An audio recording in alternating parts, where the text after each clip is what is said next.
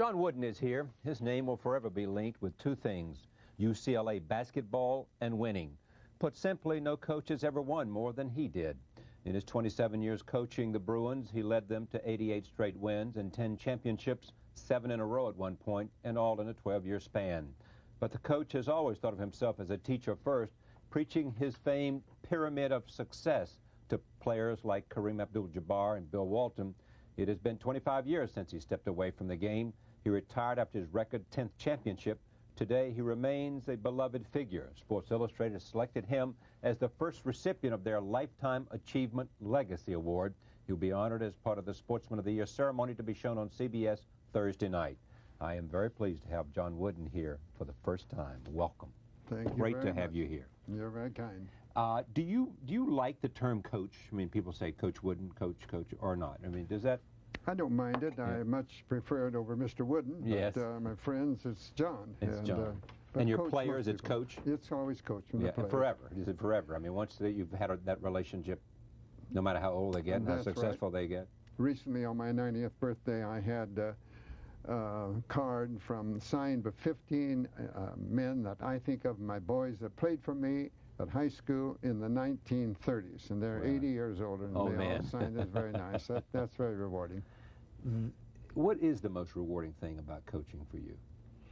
The fact that almost all of the players that I had in my 27 years at UCLA graduated, got their degrees, most of them in 4 years, and practically all have done well in chosen professions. I think there's over 30 attorneys, there's 8 ministers, there's 10 or 11 dentists, 10 or 11 doctors, a lot of teachers, but the vast majority are probably just in business of one sort or another. And that makes you feel good. How were you able to do that, win so many games in that 10-year span? Obviously, you had good players, but you also had other things. Obviously, I didn't win them. My players did. I like to feel that I helped. Of course, I do. But winning breeds winning. And our mutual friend, Mike Krzyzewski, the better he does, the better players he's going to receive. And when you get something rolling, I think they come to you. It's just like building a better mousetrap. And then as time goes by, you learn more about how to work with them. I always tried to take, for years, I would take an extra course in psychology, even after I was teaching, just to learn something about working with people, because I think as far as knowledge of the game, whether it be baseball managers or basketball teacher coaches or whatever it is, I think the knowledge, there's not too much difference, but there's tremendous difference in the way they can get those under their supervision to work together for a common end. This Sportsmanship Award, this award from Sports Illustrated, what does it mean? Well, Lifetime Achievement Legacy, first annual recipient. I'm very proud, of course, but I recognize the fact that had it not been for many of the youngsters I had, and many of them are going to be here, and I'm very pleased about that. Sports Illustrated having many of them out here. Jabbar came out on the plane with me, and Marcus Johnson, David Myers, and Andre McCarter, and many of the others are going to be here. And Bill Walton. Bill Walton. And I know if you don't have that type of players, I wouldn't be here, and I understand that. I'm still flattered by it, but I recognize that it's the youngsters with whom I had to work that made it possible. You stepped away from it when you did because what?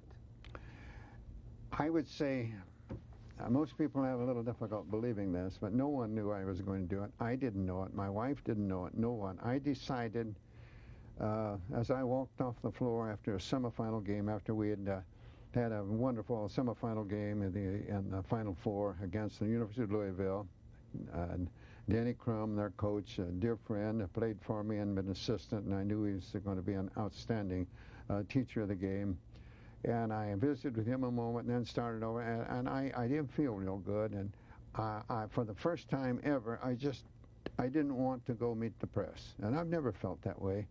And just to myself, I thought, if I feel that way, it's time to get out. And I went to the dressing room. I congratulated my players. I said, I didn't know how we'd do Monday night against Kentucky. I thought we'd do all right because I think we're much quicker, and I believe we have enough size to contend with them. But I want you young men to know that regardless of how we come out Monday night, you haven't given me a problem on or off the court all year. And it's pretty nice to say about the last team you'll ever teach. And they were shocked, and my assistant shocked, and my trainer shocked, and they were all surprised, and I'd made up my mind that quickly. I had thought that I would be for 2 more years. I didn't want to leave the cupboard bare when I left, but I could see for 4 more years with the players I had coming back and the new players that I had recruited and I knew were coming, such as Kiki Vandeweghe and David Greenwood and Royal Hamilton, Brad Holland, all outstanding. And I knew, but I expected to teach 2 more years, and then I'd leave when I left, find material. But you know how rare it is for someone to know when the time is right for them to leave? How many people either leave too early and then try to come back, or B, wait too long and have to be pushed off the stage? For you to have that. Well, I can't explain exactly why, but I've noticed just exactly what you said. For example, I was a great admirer of Willie Mays. Right. And to see him hang on at the last when he had misjudged a fly ball and the bat was too slow to get around, and I like to remember him as he was. And we see a lot of that, I think, in athletics, where they just stay around a year or too long. And I hate to see it. I do too. I think it's partly, I've asked them about it, and part of it is it's the only thing they know how to do. Well, that might be true. And that's to say it's what I love doing. It's the only thing I know how to do. That and there's also the attendant glamour, attention. Well, I think some like the attention more than others. I don't think there's any question about it.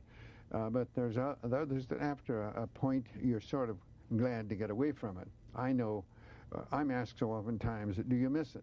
I miss the teaching. I miss the practices. I love to teach, and I love to plan my practices. And it'd take us a couple hours to plan my practice, and the practice would never last 2 hours, and usually not over an hour and a half. I enjoyed that, and that's the only thing I've missed. I haven't missed the games. You haven't missed the game? I have missed the games. Haven't missed the greatness of a. The folderol that goes with it, the meeting well, with not so much the folderol, but that. just the sheer excitement, because sports, the great thing about sports, you never know who's going to win. You never know, anything could happen. It's live. Well, I think I was blessed because shortly after I retired, my great-grandchildren started coming along, and in the years I have 7 grandchildren, 10 great-grandchildren. I've had something to keep me occupied, and so I haven't had time to miss it. Are most coaches teachers, or is that a rarity to find that a coach really is at best a teacher? I think the good ones are teachers, the better ones, and that doesn't mean just the ones that are in the limelight. When we speak of the better coaches today, most people think of the ones that are in the limelight. Right. And there may be much better teaching done from people that most people don't hear of, but they're back somewhere. It's like, wasn't it Gray's elegy written in the country churchyard. He says, full many a gem of purest ray serene, the deep unfathomed caves of ocean bare, full many a flowers born to blush unseen, a wasted sweetness on the desert air. They're just as beautiful, and I think there are many coaches that way that are not in the limelight, but they're doing a tremendous job. So you've never regretted it for a moment. You like to be back at the practice. You feel the pangs of that kind of achievement, but you've never felt once that maybe I ought to try the pros. Maybe I ought to. Not a single time. I haven't. I've attended. In the 25 years I've been retired, going on the 26th now, I've missed hardly a home game at UCLA. I go, I enjoy the games. My first few years, it was kind of hard for me because the players that I had taught were there, and I wanted to see them do well. And then players that I had taught became the coaches, and I wanted to see them do well. But I could enjoy the game afterwards without worrying too much about it. UCLA's had a lot of coaches since you left. Yes, they have. Why is that? Well, different reasons. I think they've had some fine coaches. Gene Bartow, who succeeded me the 2 years, won around 85% of his games, won the conference both years, took his team to the Final Four. Gary Cunningham, who received him, was just there 2 years, wasn't happy with it. And I rather understood that because Gary had played for me and was my assistant, and I could understand why it might not be the thing for him.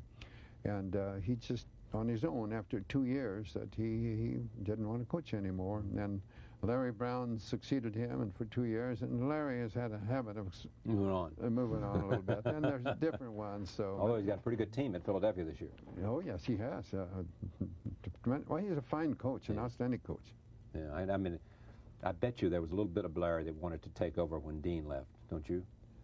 I expect there was, and not only for him, but there were some others that would sort of like to. It really was. I mean, those guys who've gone on to the pros, I think, had such a love affair for that. Oh yes. Program. Yes. That dynasty. Dean was a special person. In addition to being an outstanding teacher of the game, he was a very special person. Meaning what? Well, he was thoughtful of others, and I think very thoughtful of others. And I think his assistants would all say that, and the ones that's why so many wouldn't walk back. And then, of course, the tradition that he established at North Carolina was outstanding. I know Roy Williams, who was his assistant for some time, and I know he thought a lot about whether he should leave Kansas and go there. And did he talk to you about it? Yes, he did. We visited. Why didn't he do it? Well, all I can say is Kansas has been good to him. He's very happy there. And I think he truly just hated to leave the youngsters that he'd recruited with him. You have a commitment to people you've recruited. Yes. They've come there. Their mothers have depended on you. That's right. Their fathers as well. But these kids seem to have a special relationship with mothers. And so, if you had a choice between a good teacher to succeed you and a magnificent recruiter, which would you choose? Well, I personally would want the good teacher and hope that as an assistant he could get some outstanding recruiters. Well, suppose, why not make it the other way? Have a good recruiter who could find very good people to teach. Well, I think you need both. And I don't think any coach wins without the material, but I don't think every coach wins with it, because I think it would be ridiculous for me to say that material difference, but coaches are all the same. Coaches aren't the same any more than surgeons or attorneys or others are all the same. But it takes both. No coach ever did extremely well if they didn't have outstanding material. Before I leave the subject of coaching or this specific, tell me about the pyramid of success. Well, I devised that to help me be a better teacher, I hoped, and give the youngsters under my supervision something to which to aspire other than just a higher mark in my classroom. I taught English all the time, and actually that came about because students in my English class is more than sports. But I wanted to give them something to which to aspire more than just a higher mark in the classroom or more points in an athletic contest. And I thought about it a long time, and I came up with my own definition of success, which is unusual. My father tried to teach me and my three brothers when I was in grade school that you should never try to be better than someone else. You should always be learning from others, but you should never cease trying to be the best you could be, because that's under your control and the other isn't. And I recall that, and I recalled a professor that I'd had when the class discussed success, and I ran across a little verse. I love poetry. You may or may not have heard that. I definitely did. A little verse said, "At God's footstool to confess, a poor soul knelt and bowed his head. I failed," he cried. "The master said, thou didst thy best." That is success. And from those things I coined my definition of success, which is peace of mind, attained only through self-satisfaction in knowing you made the effort. Do the best of which you're capable. And that's all I ever ask of those under my supervision. Make the effort to do the best. Don't try to be better than someone else. Just make the effort to be the best you can. Don't expect you're going to make tremendous improvement each day. You're going to make a little each day, but let's make sure we make a little each day. Like the creed my dad gave me when I graduated from grade school, one point was make each day your masterpiece. I tried to teach that way and get the youngsters under my supervision to think along those terms. But the definition, after coming up with that, didn't seem to be serving the purpose, and I decided it was because it was something abject, and I wanted to come up with something you could see. And eventually I came up with this idea of a pyramid and worked on it for 14 years before I brought it to its present form when I was teaching at Indiana State University just prior to going to UCLA. What would you change about the way college basketball is played today? For example, this notion of young kids coming and leaving after a year to go pro. More and more kids are leaving high school to go pro. Rick Pitino and others have, you know, whole different ideas about what to do about that. Everybody knows that it doesn't work the way it's done now, I think. I'm not sure what you think, and I'd love to know. Well, the pros that I know, they wish it could be like it was at one time when they couldn't draft a person until 4 years after his high school graduation date. Right. And they like that. And I think it's a mistake for the vast majority. I won't say this for everyone. I think for the vast, I was happy to read just this morning. I knew it was coming that Shaquille O'Neal got his degree from LSU. I was too. And he's missing a game. Right. I'm happy that Kobe Bryant is attending classes and is continuing that. Right. And so those please me. But I think the vast majority, it is wrong to pass up the education a few years with youngsters their own age, their own interests, and they're thrown in with an older group whose interests and well, lifestyle is a little different, and I think they just missed something. And I think the vast majority, it is incorrect. And they're doing it, I think, just for money, and money, like all material things, gets away. Yeah. And of course, it's hard to say to those kids if you're a senior and the pros want you and they offer you millions of dollars and your mother and dad never had anything. It's a chance to pay them back, and you get injured, and all those things that you've heard 1,000 times. I understand that, and I do recall too a youngster that left early and got a lot of money, and he said that he wanted to leave to help his mother. She was a window washer and cleaner in a high-rise building, office building, and I know. I think it was a year or so after he was interviewed, and they said, "I noticed your mother's still doing that," and he said, "Well, I had no idea how much it was going to cost to drive a Lamborghini and got tailor-made suits and get and all that." And his mother's still working, but he said, "I did give my sister $25 when she graduated from school." So they don't all do that. Pathetic. They don't all do that. But yeah. I can understand it why they would for so much, and it does sound so good. But I wish there was a better job done by the colleges of educating them the values of the education and not worrying so much what it's going to do to us if you leave. So you'd like to see a rule that says you can't leave until 4 years after you finish high school? That they couldn't go pro until... couldn't go pro, yes. Right. Mm-hmm. Should they be paid in college? I say they are paid. They got all the essentials. The scholarship stuff. Yeah, Mr. Lincoln said the worst thing we can do for those we love are the things they could and should do for themselves. And sometimes I think we do too much for them. Too paternalistic? Yes, we got their jobs for them this summer. Many of them leave and never know how to get a job on their own. We arrange for their tutoring. We watch their grades, or at least the responsible coaches do, where the other students aren't having people doing that for them. And but I believe that all expenses, and there's some things that we're not permitted to do that I believe we should. I think there can be, extenuating circumstances at times. There seems to me, Coach, that there are some of these rules are so silly, though. I mean, I don't know them, and you do. Mm-hmm. You know them like the back of your hand. But things that you can't do that are a violation, you get in trouble, that have no evil intent. I mean, if you take a kid to lunch or dinner, or if you do certain things, I'm not sure what they are. Yes. But the violation is not in violation of the spirit of... That's right. But it's just a violation. And if you don't have it in the rule, though, you'd be surprised at what is being done. For example, You're a purist there. Yeah. Well, one time you could pay a youngster's home. Right. And for different reasons, like illness in the family. And I know one certain player, this happened a number of years ago, his grandmother on one side had passed away 3 or 4 times, so he had to go home from the funeral. And well, we all do that, yes. I mean, hello, I'm sick, I can't come to work today, Any regrets in your life? If I have any regrets, it would be that I didn't do more for my dear Nellie. I think she was always doing for me things she liked to do. She liked to dance, and I didn't learn to do things like that. And you didn't she learn always to dance? did the things for me. You didn't learn to dance, Coach? And things that I never learned to dance. And did she want you to learn to dance? Yes.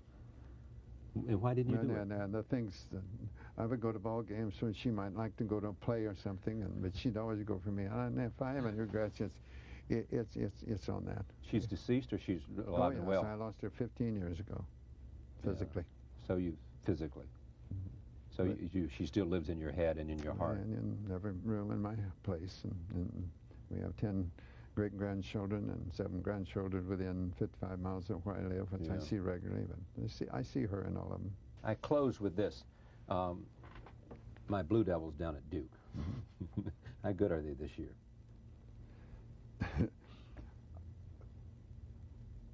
I can answer that by saying Mike's teams are good every year, and I think they are again this year. I think Have you seen anybody better on TV?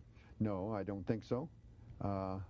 And they're going to get better as Mike's teams do. Yeah. You know, 2 years ago when he lost so many, and people he came back the next year and at the end of the year, amazing year. Next year he's rated as #1. He didn't win it all, but he was rated as #1 by the end of the year. And I see some of the players he's going to get every year out of the McDonald's High School All-American. I know he's going to be good. And not just because he has the players. No one does it without the players. But he's showing he knows what to do with them when he gets them.